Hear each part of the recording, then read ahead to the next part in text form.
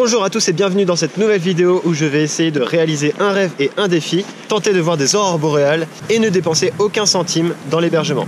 Je suis ici en Norvège et cette vidéo est mon histoire. Allez!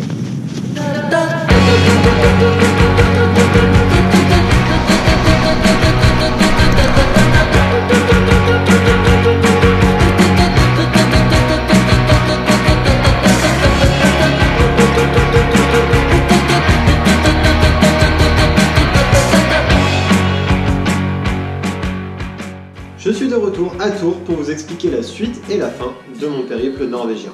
Si tu n'as pas vu le premier épisode, je t'invite à le faire en cliquant juste ici ou en cliquant juste en dessous dans la description. Alors reprenons l'histoire. Le lendemain de notre chasse aux aurores boréales, j'avais pour objectif de construire un igloo et de dormir dedans.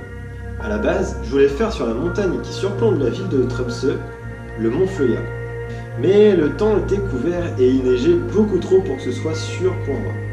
Donc, on a décidé de suivre Thomas, qui voulait à tout prix marcher sur un lac gelé. Du coup, en attendant, on a pu admirer la cathédrale arctique de Tromsø, qui est un peu l'emblème de la ville. On est ensuite allé au lac Freshvanet pour marcher dessus. Thomas! You can do it, bro! C'est parti, les premiers pas sur le lac gelé.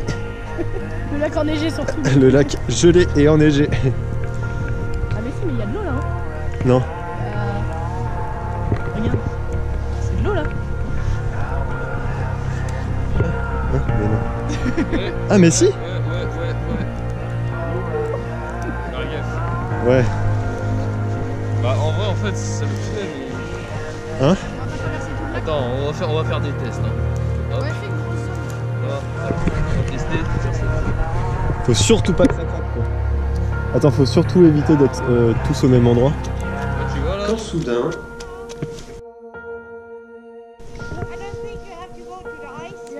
Ah. Ah ok. Wow.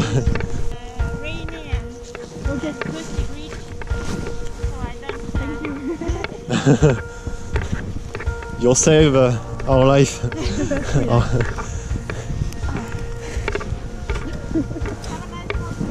Yes, you too. Thanks. Bouffon de touriste.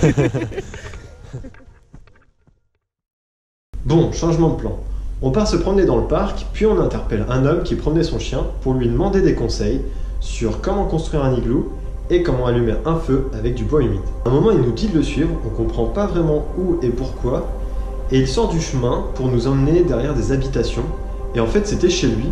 Alors il nous montre une cabane, et il me dit que si je n'arrive pas à faire mon igloo, je peux venir ici pour manger, faire un feu et dormir.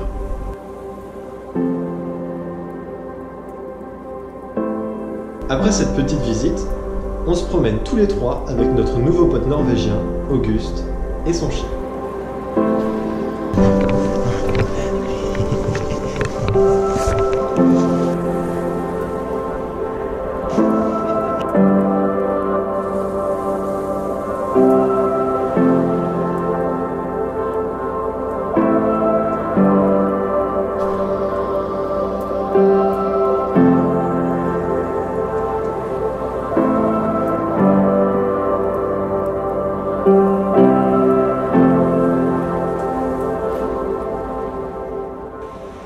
Ready? Steady?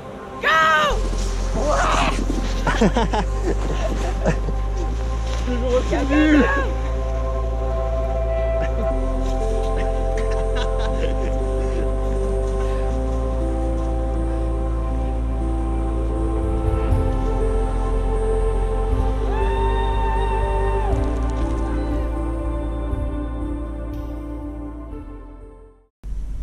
À la fin de notre promenade, on décide de retourner en ville pour boire un cocktail bien frais dans un lieu bien frais, le Magic Ice Bar. C'est un bar fait en glace avec des verres en glace où il fait moins 6 degrés et où on rencontre Iris, une serveuse française.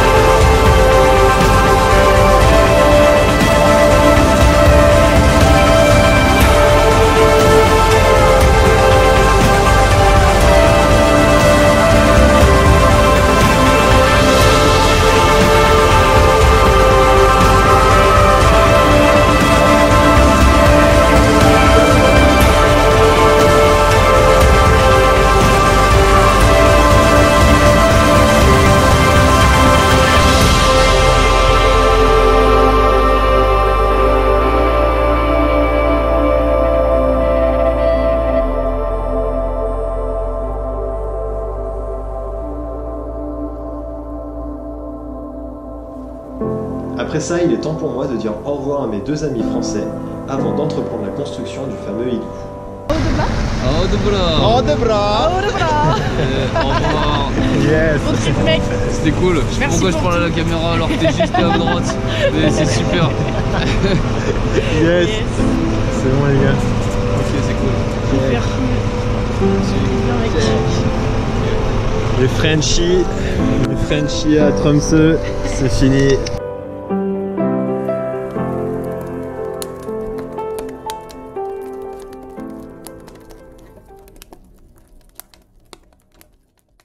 Je suis actuellement à la recherche d'un bon spot pour faire un igloo, enfin un abri dans la neige. En fait le truc c'est que je vais essayer de faire un gros tas de neige que je vais tasser et ensuite je vais creuser à l'intérieur pour faire un abri et dormir cette nuit. Enfin du moins essayer.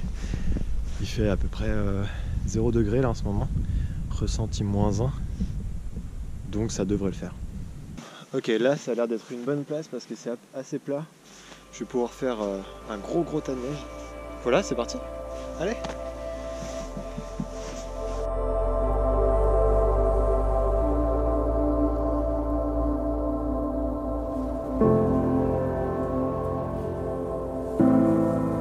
Ok, c'est en train de bien avancer, ça avance plutôt bien. Voici maintenant l'entrée. Et quand on rentre, ça ressemble à ça pour le moment. Finalement, en creusant, je me suis rendu compte que la paroi était un peu trop fine. Du coup, j'ai voulu tester la solidité pour être sûr que si jamais il neige, ça n'allait pas s'effondrer. Sauf que malheureusement, ça n'a pas tenu. Bon bah voilà, c'est mort, du coup je vais dormir chez Auguste, un Norvégien qui a bien voulu me prêter sa cabane.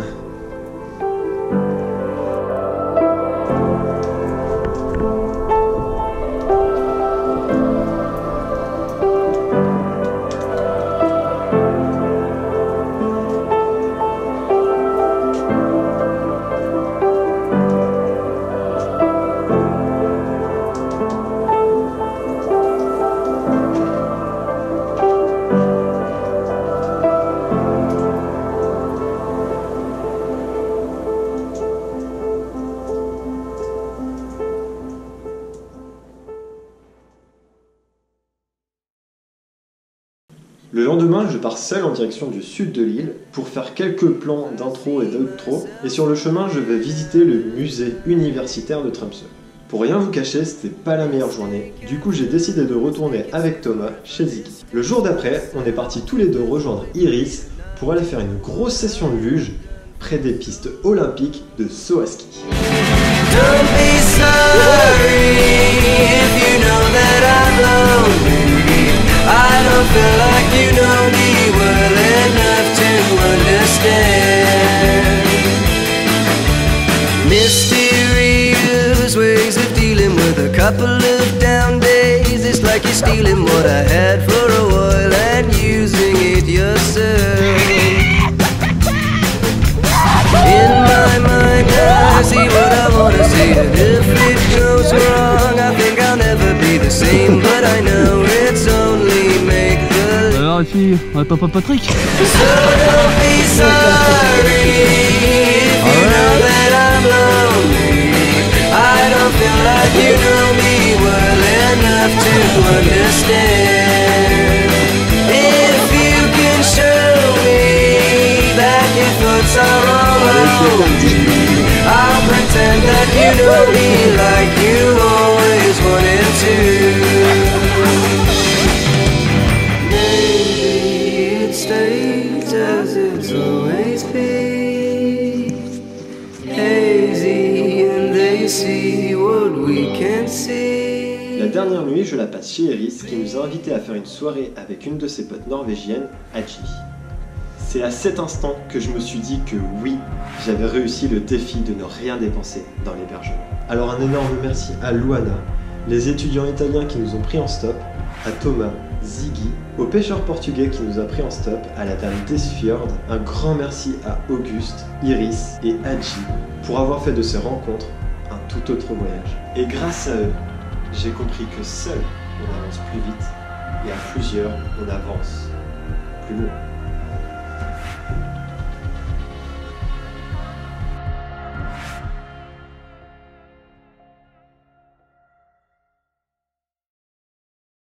Et au fait, pour ne pas louper le prochain épisode, tu peux aussi t'abonner, ça fait toujours plaisir. Allez, ciao, moi je repars à l'aventure. Wouh!